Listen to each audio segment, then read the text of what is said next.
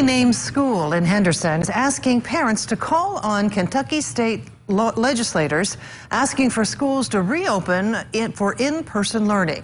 A shock to the system is how some parents are describing this holiday weekend after being told they will be returning to class this week. But those plans were forced to change, and most parents aren't happy about it.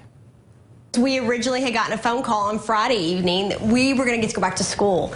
And that was great news because my kids love school. Initially, a U.S. District Court judge overturned Kentucky Governor Andy Beshear's November 18th executive order closing both private and public schools because of a COVID surge. By Sunday, Governor Beshear was granted his appeal, forcing Holy Name School to do digital learning. It's extremely difficult for these kids to focus on just a small iPad all day long.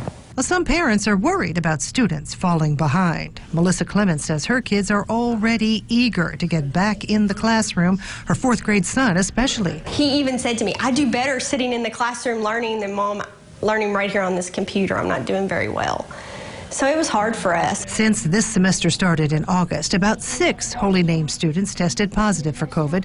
They have nearly 485 students in their school, and some parents say their kids don't mind social distancing and wearing a mask. We wear uniforms, so the mask became part of the uniform and it was no issue. Holy Name School President Julie Eden says they're encouraging parents to speak up. We request that they advocate to our political leaders on our behalf that they think that this is the safest place for their kids and that they want their kids back in school. I actually sent an email to our Attorney General a couple weeks ago, and I wasn't just advocating for Holy Name. I was advocating for all students in Henderson County to go back to some degree.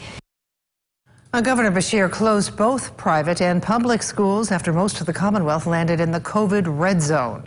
Kentucky Attorney General Daniel Cameron joined Danville Christian School's lawsuit filed against the governor's order. Holy Name is not part of this legal action.